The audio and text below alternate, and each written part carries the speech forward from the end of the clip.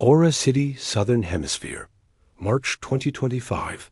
Ms. Eva, an educator, had been guiding children through the high-vaulted marble halls of the Viridian Museum for years. It was typically a job built on routine and predictability.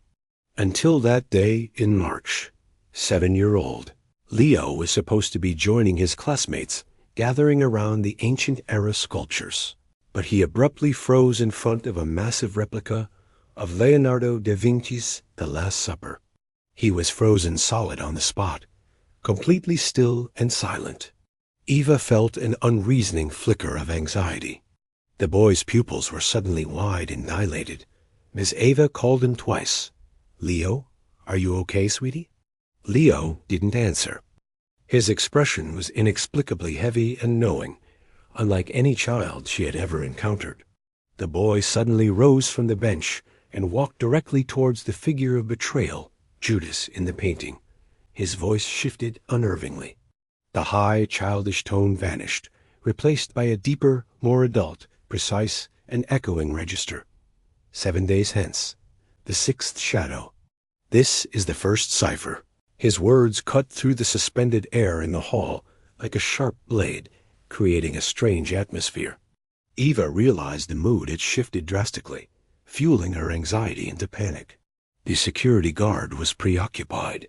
Leo continued to speak, as if reading a complex script from the depths of a 1,000-year-old memory.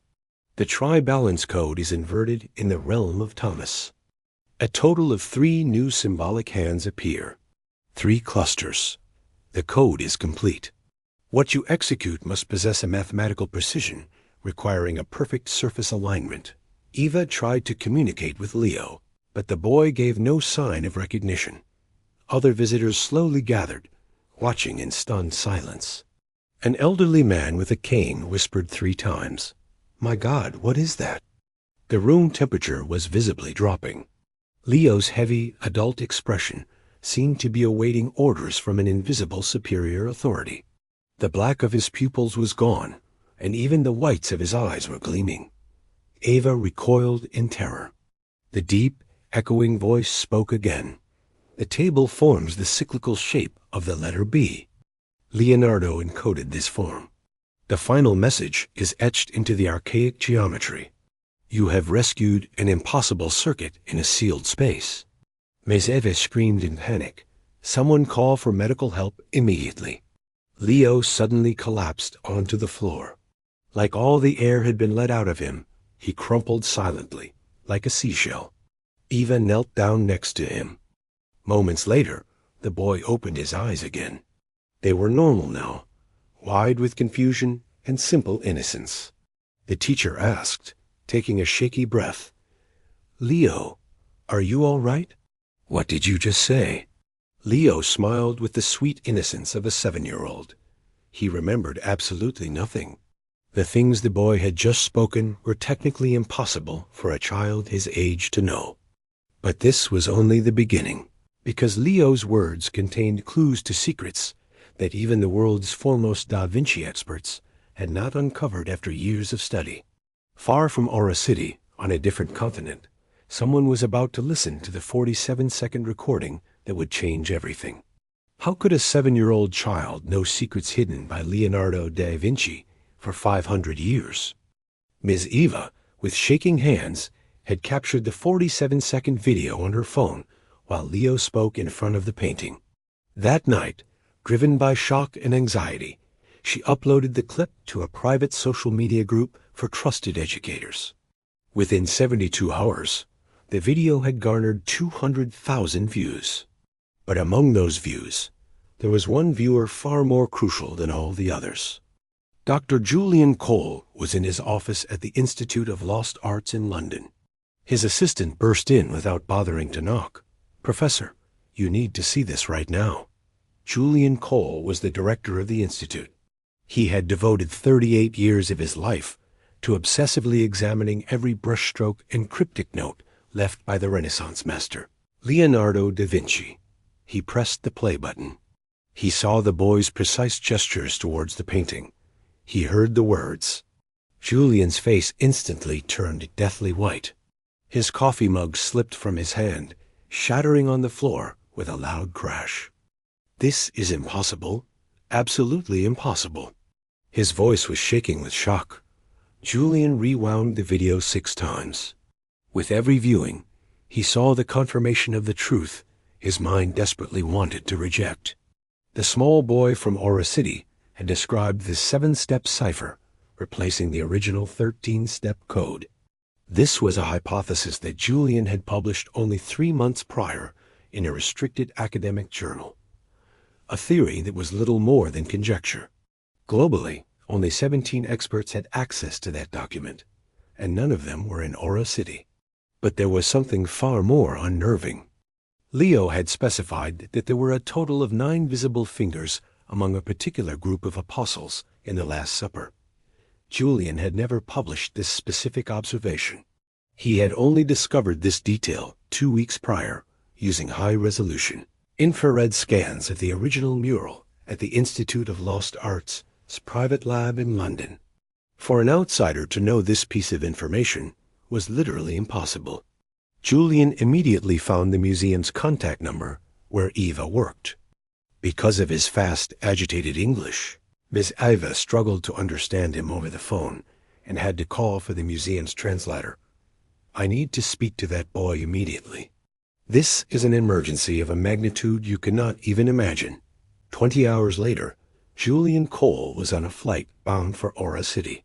In his briefcase were the most confidential documents regarding the Last Supper, chemical analysis reports, X-ray images, and geometric studies never shared with the public.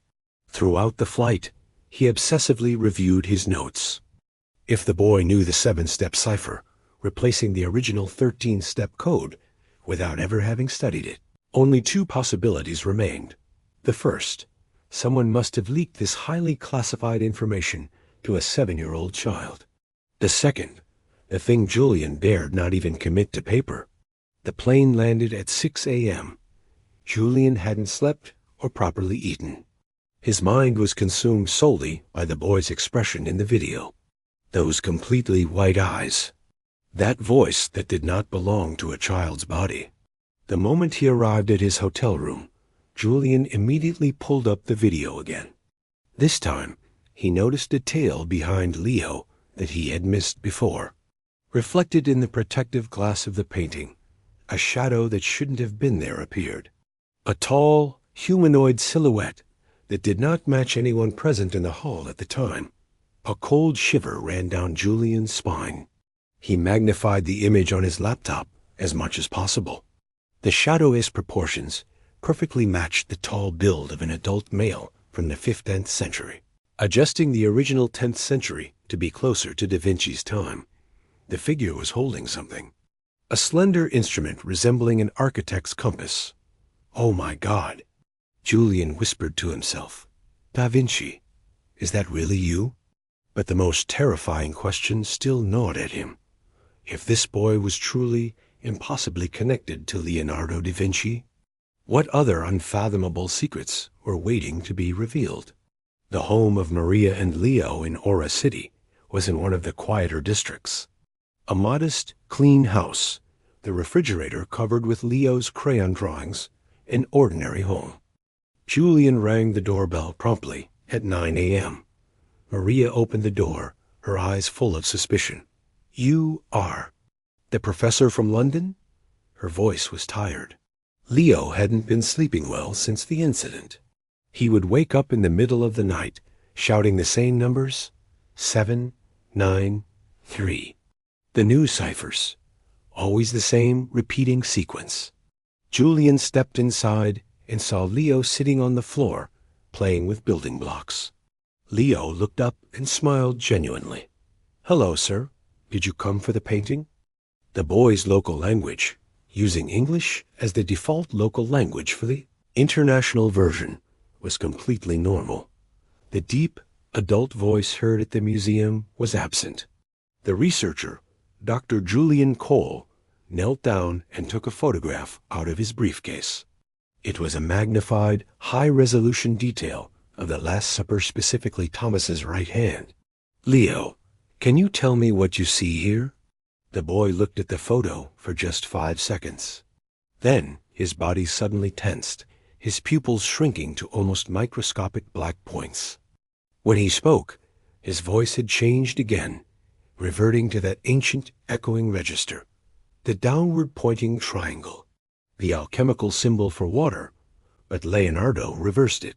This is not water, but fire descending from the heavens, the great deluge. Maria dropped the glass of water she was holding in shock. Julian's heart was pounding so fast, he felt it might break through his chest. He quickly pulled out a voice recorder. "Leo, how do you know these things?" The boy's eyes remained fixed on the photograph. "He shows me. The man with the long beard. He comes at night, takes me to his workshop. It smells of linseed oil and pigment. He shows me the secret numbers. The numbers he hid so that only certain eyes could see them."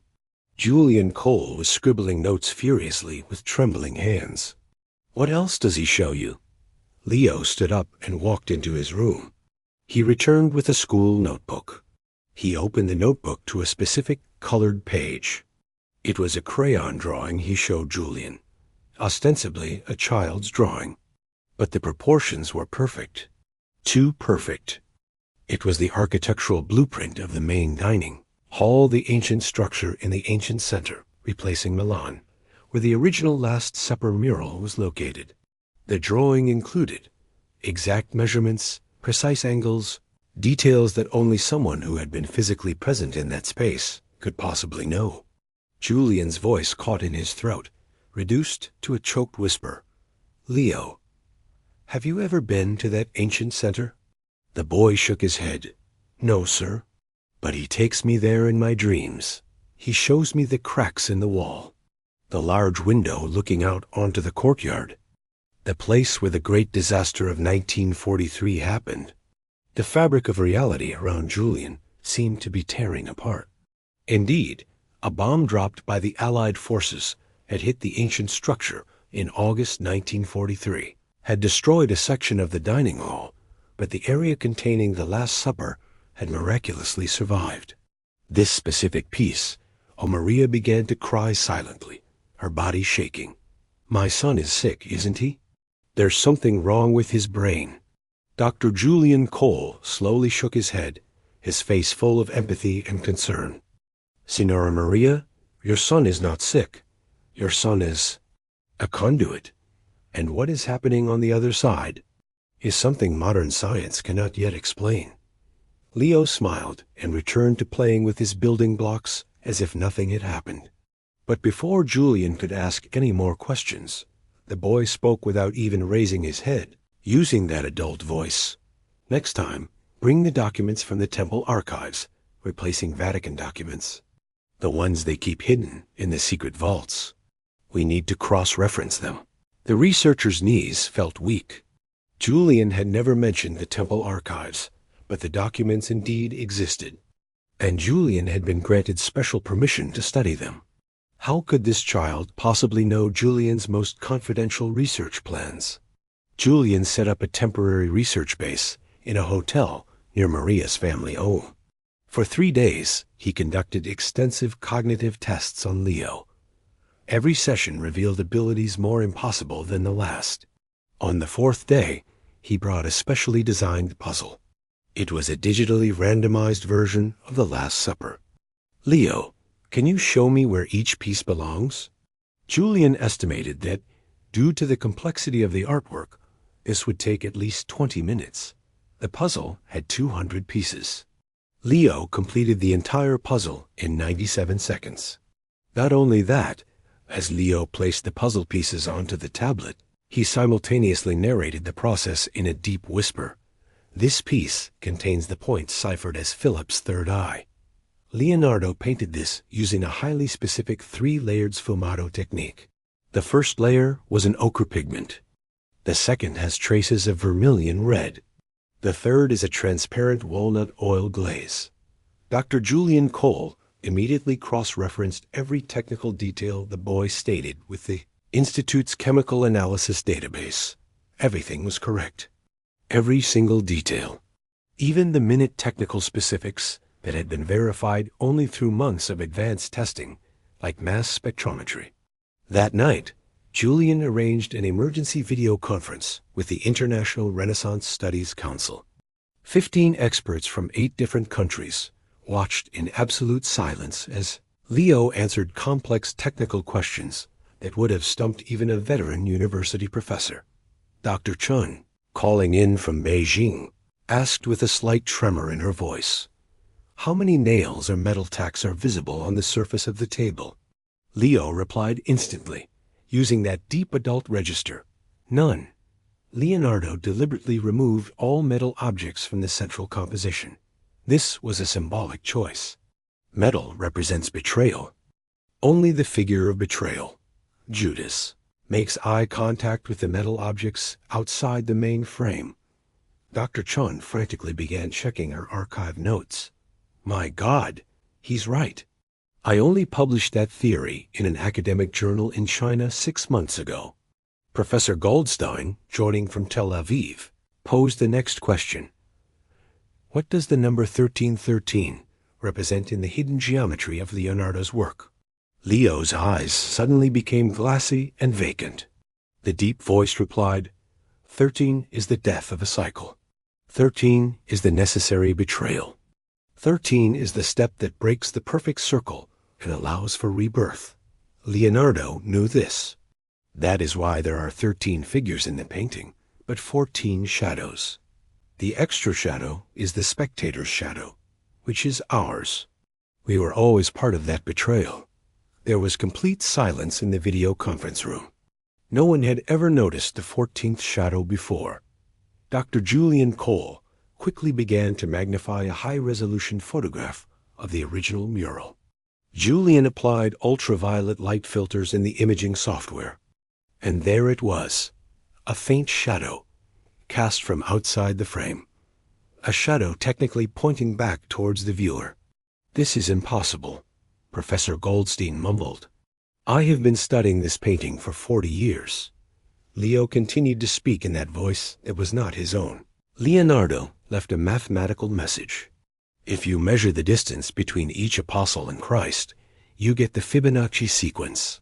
But if you measure in reverse order from the figure of betrayal, Judas, you get the exact date." All the air seemed to be sucked out of Dr. Julian Cole's lungs. "What date, Leo?" The boy looked directly into the recording camera and answered, "October 28th, 2025. The day the greatest secret will be revealed. The day the world trembles under the weight of the truth." Listening from the kitchen, Maria dropped a pot. The noise was deafening in the sudden silence. When she rushed into the room, Leo was unconscious on the sofa. His breathing was shallow. His skin was marble white. Julian quickly opened the calendar on his phone.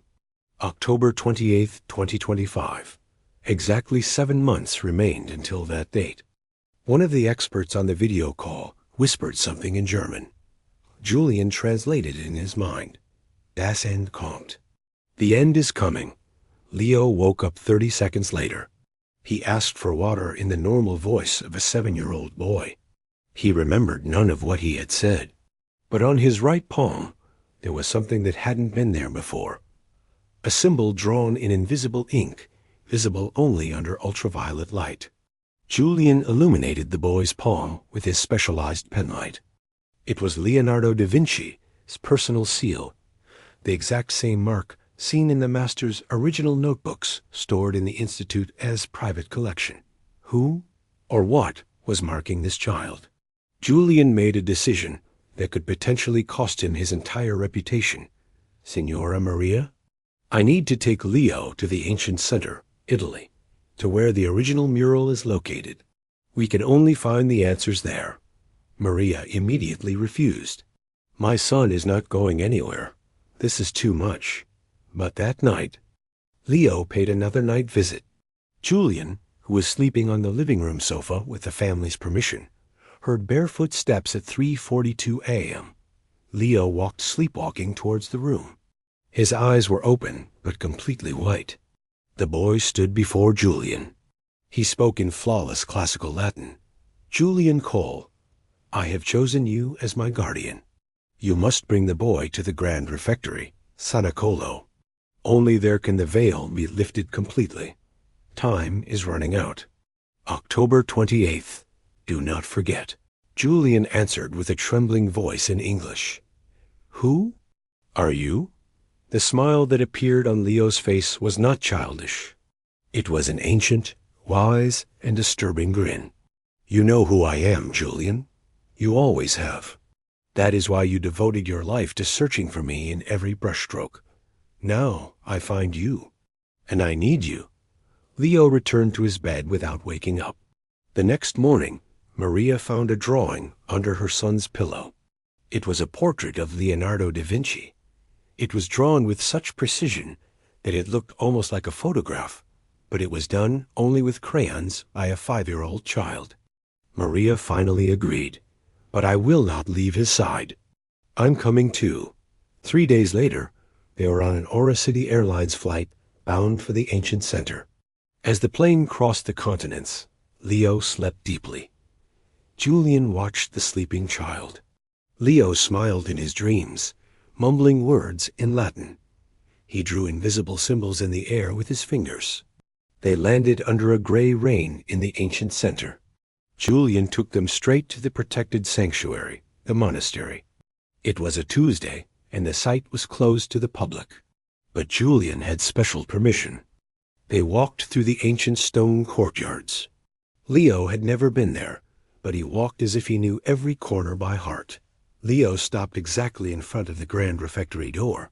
He simply said, "This is where everything changes." Dr. Julian Cole opened the heavy wooden doors, and there it was, the Last Supper, the original mural, 6 meters high, 9 meters wide.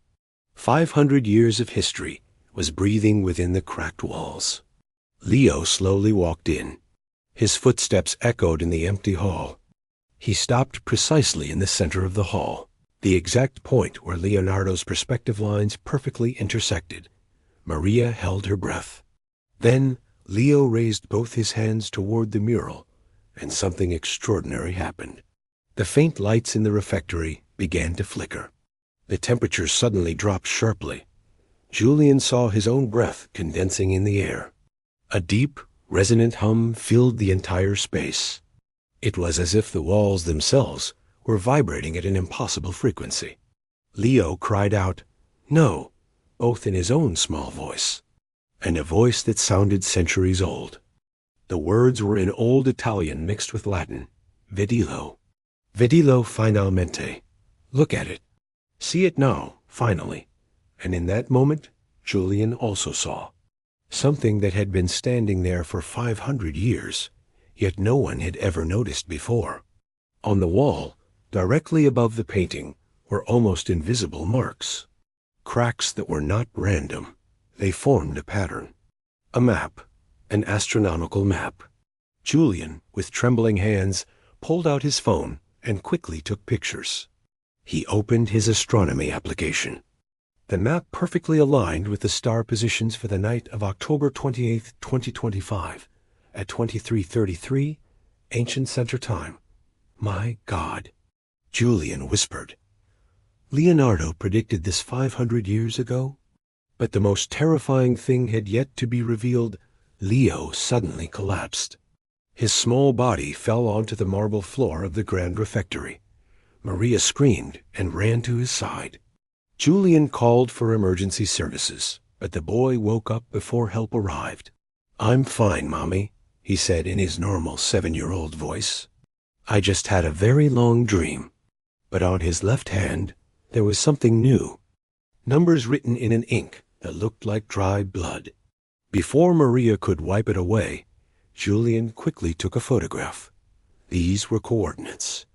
Precise coordinates down to the 7th decimal place. That night, in his institute office, Julian entered the coordinates into the satellite map, Google Earth. As he zoomed in on the image, his heart leaped out of his chest. The coordinates pointed to a very specific spot inside the protected sanctuary, monastery, but not the refectory. It was the old northern garden, an area currently under renovation and closed to the public for 2 years. Julian called the monastery director, Don Tomas, at 11 p.m. Don Tomas, I need urgent access to the northern garden. Julian, it's 11 o'clock. What is so urgent? There is something buried there. Something Leonardo left 500 years ago.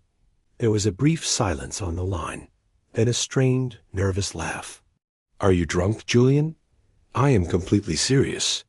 I have the exact coordinates. Give me 24 hours. If we find nothing, I will never ask you for anything again. The next morning, a 5-person crew arrived at the monastery with ground-penetrating radar. Maria was resting Leo at the hotel. The boy had a fever of 39 degrees Celsius. He was muttering words in Old Italian in his sleep. A crew scanned the area indicated by the coordinates. At the 17-minute mark, the chief technician called out to Julian, Professor, there's an anomaly at 3 meters deep. Something metallic, large. Emergency excavation permits were issued. 6 hours later, shovels struck something hard. Julian personally climbed into the pit. He began clearing away centuries of compacted dirt with his hands, and it was revealed. A forged iron casket. Engraved on its lid was Leonardo da Vinci's family seal.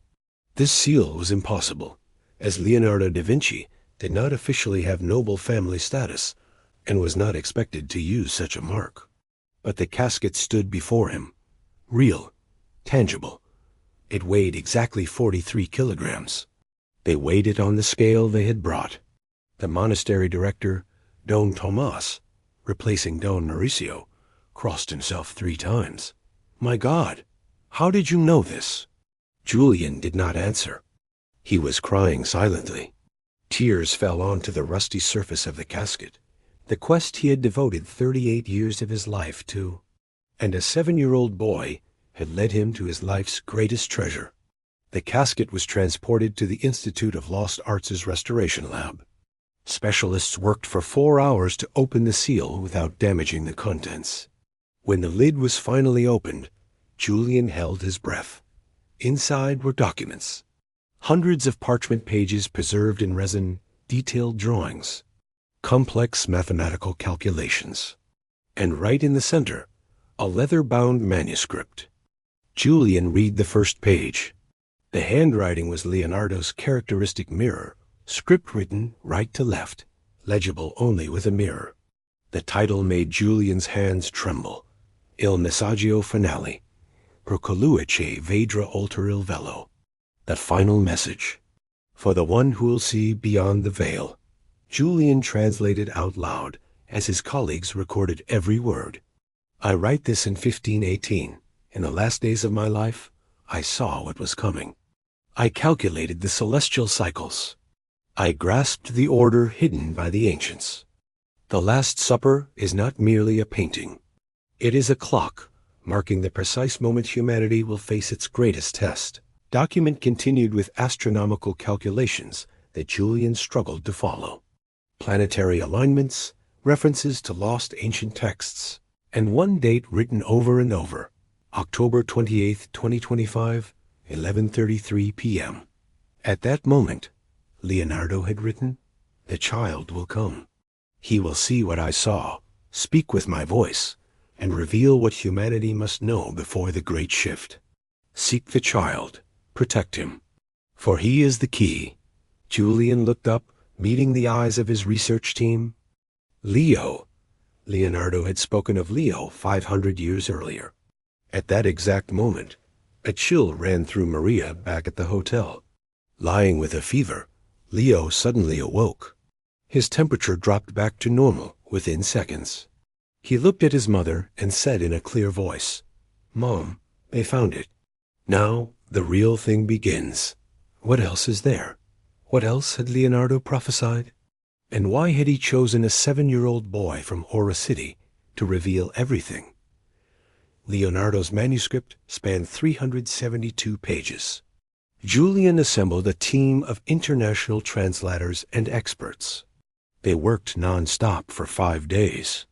What they discovered defied the limits of logic. Leonardo had not only predicted the date, but also the location. A child shall be born in the lands where the sun rises over ancient stones. They shall call that place Ora City. He shall bear the number 7 in his age. What I concealed in the spring of 1498, he shall see in the month of March. Julian verified the dates. Leonardo completed the Last Supper in the spring of 1498. This was exactly 527 years before the date of Leo's first crisis at the museum.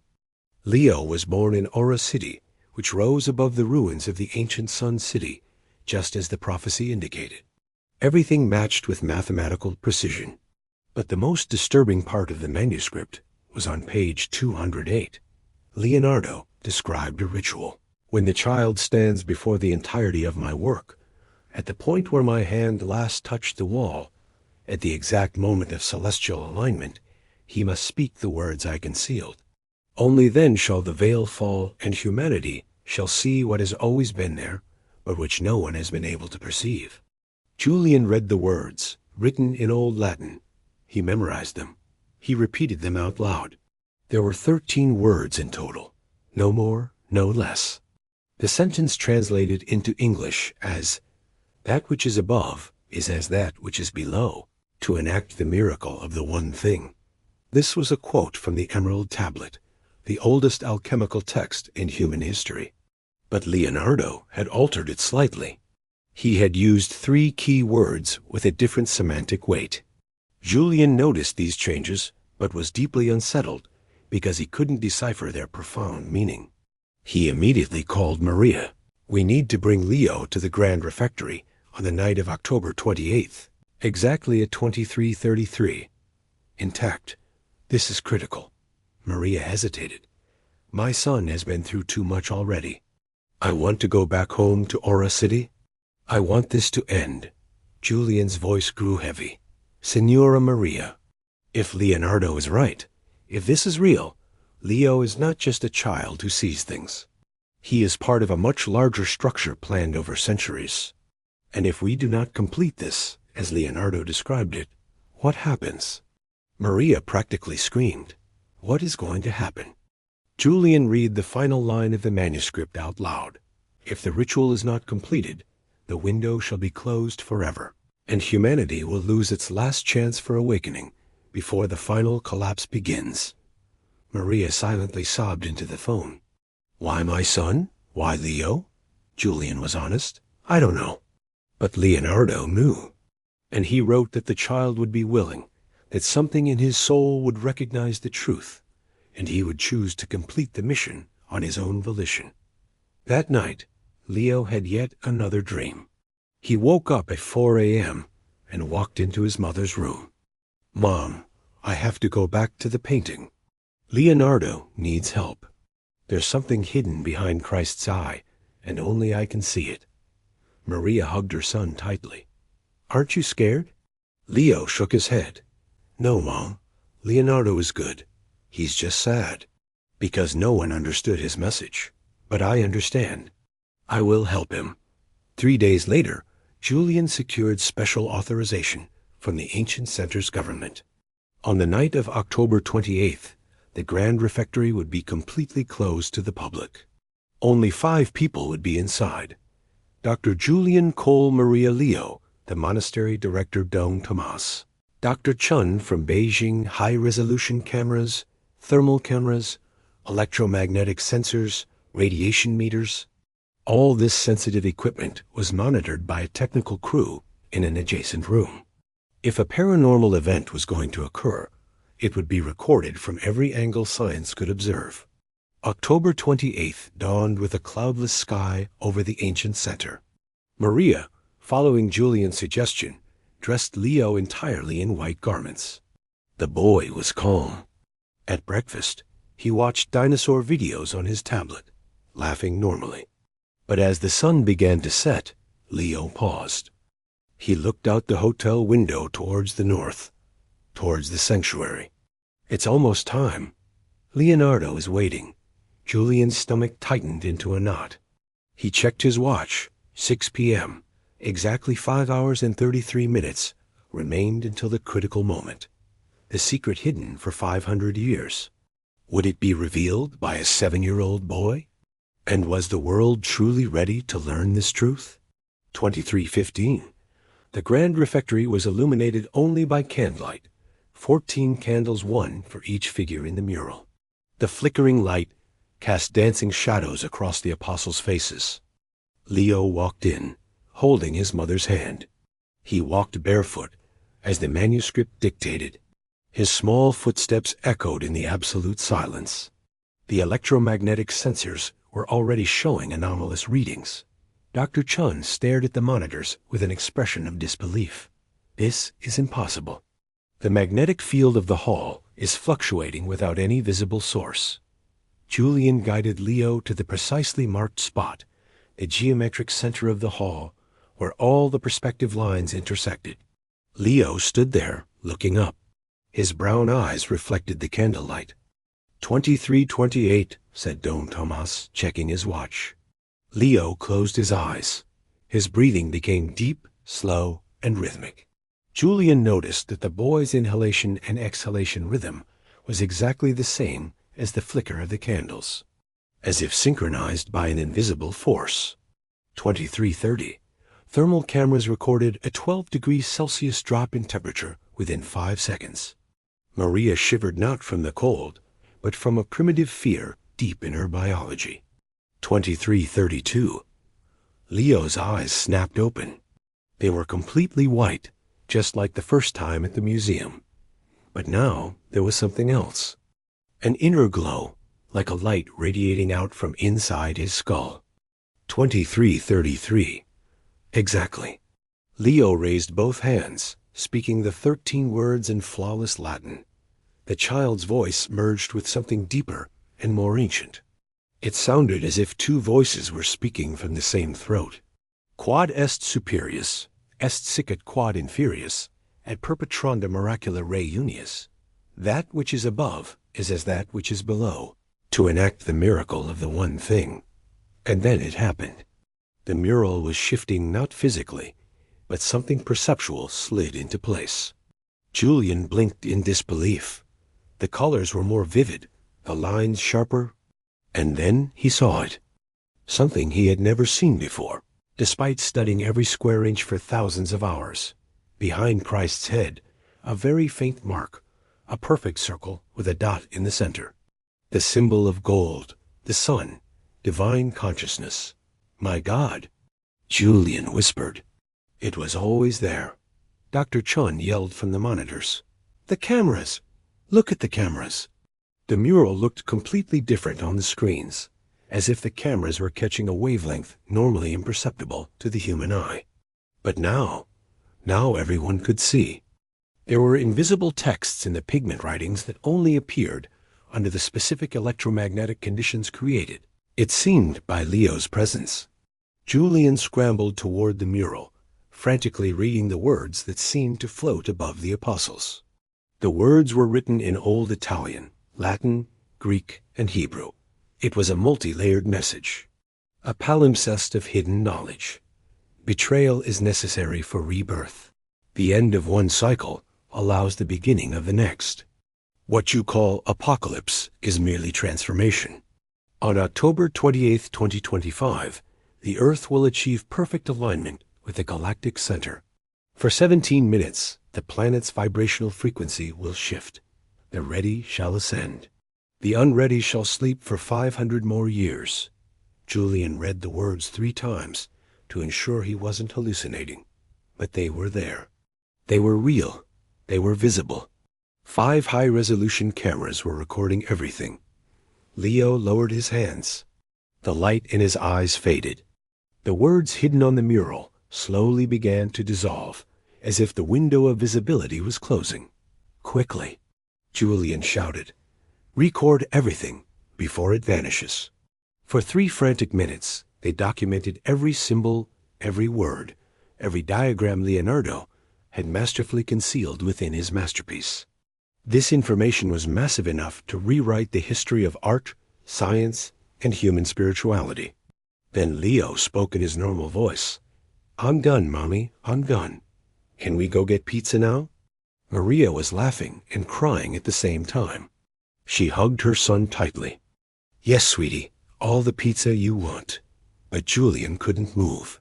He was reading the final line that had appeared just before the message slowly faded. The line that was more disturbing than everything else. "This message has been revealed 7 times in human history, through 7 children in different eras. Leo is the last. If humanity does not awaken now, there will be no 8th opportunity. The cycle will end, and with it, everything you call reality. 7 children. 7 times. Who were the other 6 children?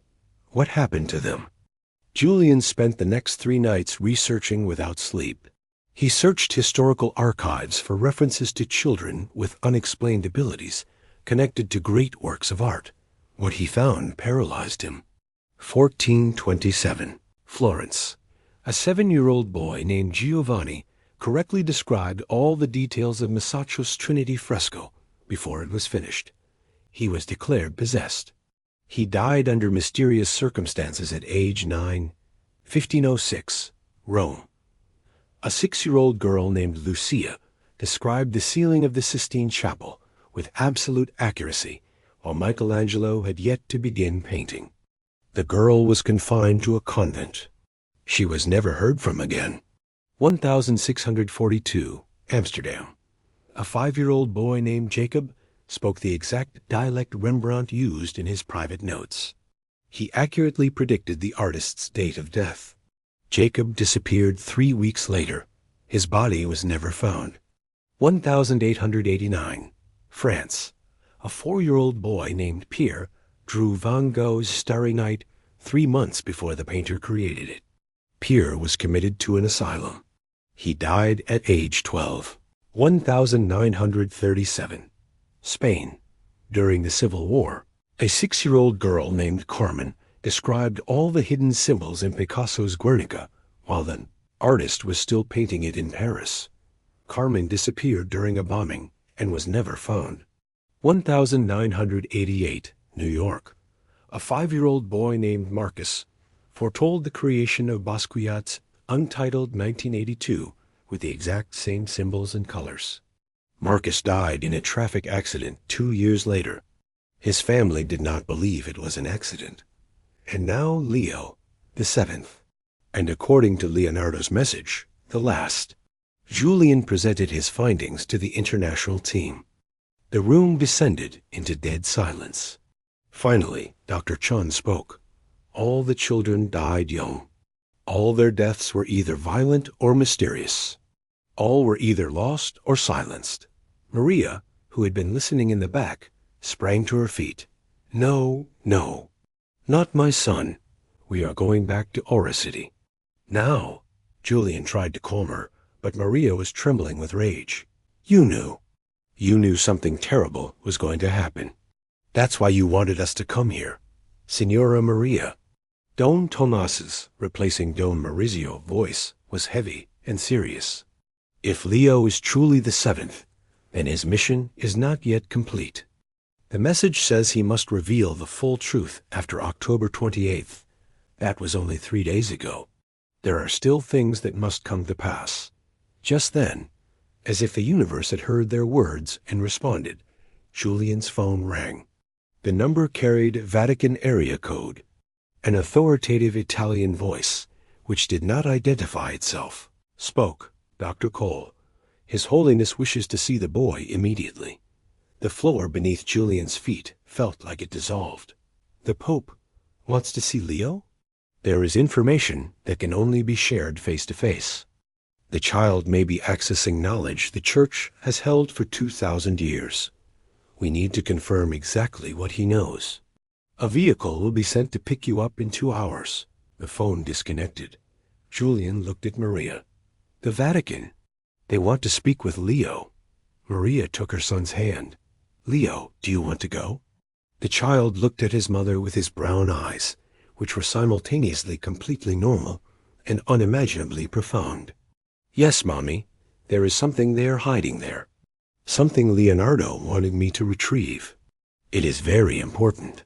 2 hours later, a black vehicle with Vatican diplomatic plates arrived to collect them. The journey to Rome took 4 hours. Leo slept the entire way, but he smiled in his dreams and his lips formed words. Julian could read the whispering motion. Ya casi este completo. It's almost complete. They arrived at the Vatican at dawn. They were led through corridors Julian had never seen despite his many visits. Secret passages. Stone staircases descending underground. Finally, they arrived before an ancient wooden door. An elderly cardinal was waiting for them. The Archivum Secretum, the secret archive. Only 100 people in the world have access here. The child is now the 101st. The door opened. What Leo did the moment he entered made everyone in the room gasp. The boy walked directly to a specific shelf, without a moment's hesitation, as if he had known the way for years.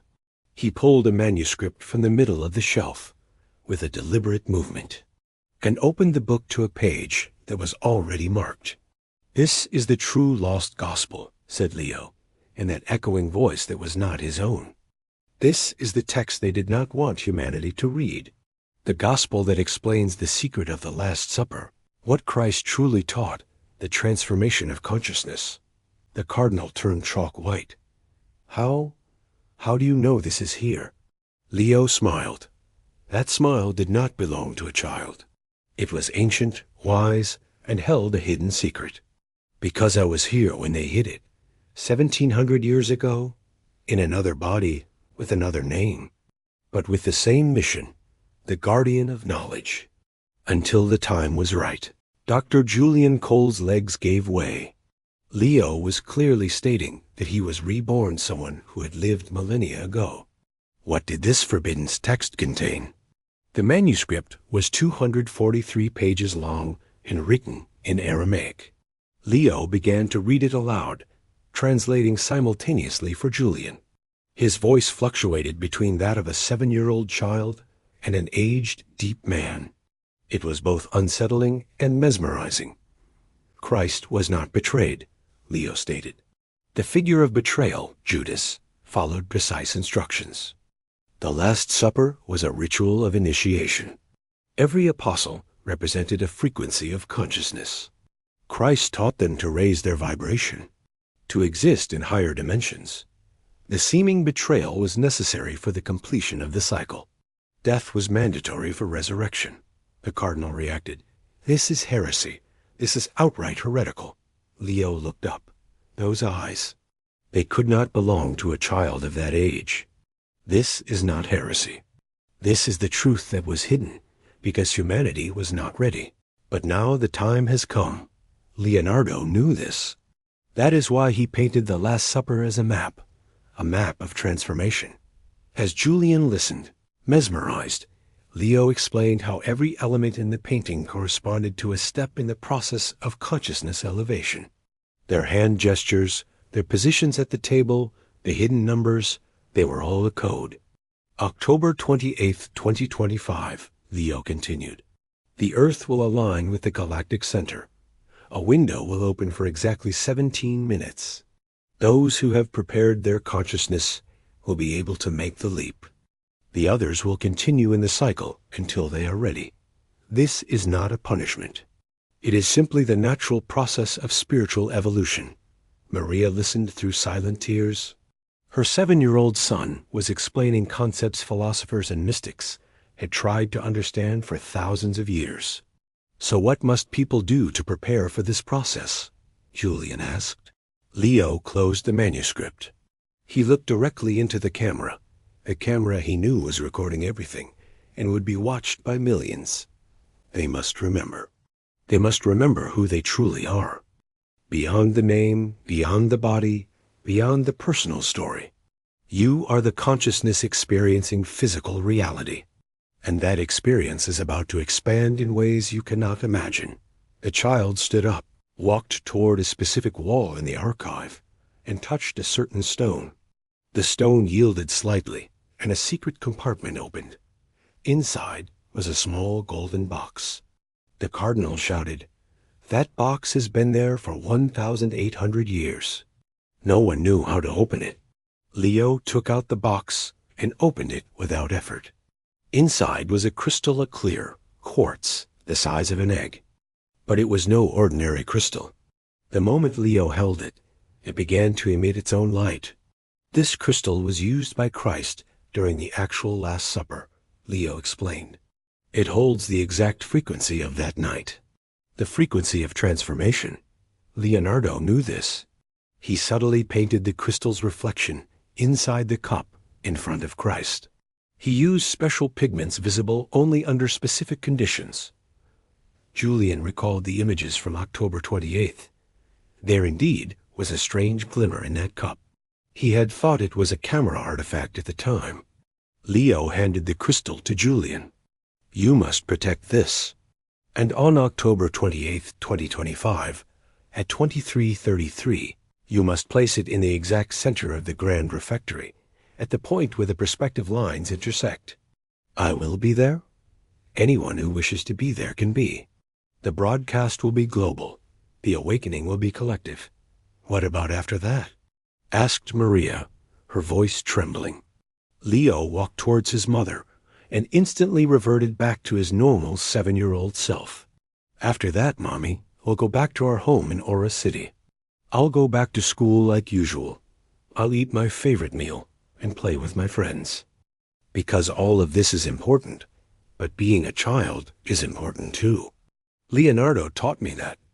Epilogue 6 months later, October 2025. The whole world knew Leo's story. The story of the small boy from Aura City who revealed the secrets of Leonardo da Vinci. Millions of people planned to be vigilant on October 28th. Skeptics claimed it was a hoax.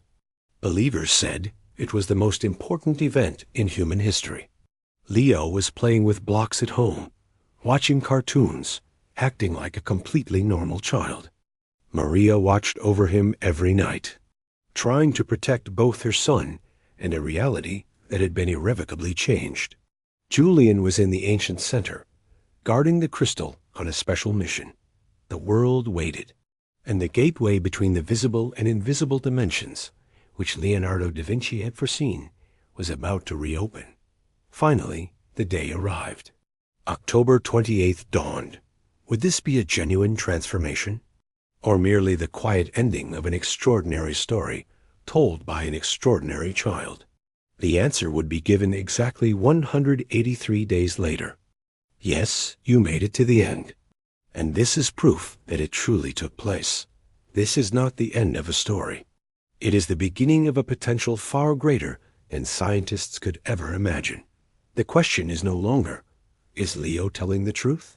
The question is, if everything happens as he said, what will become of humanity next? Because sometimes destiny is hidden behind a single sentence spoken by a child.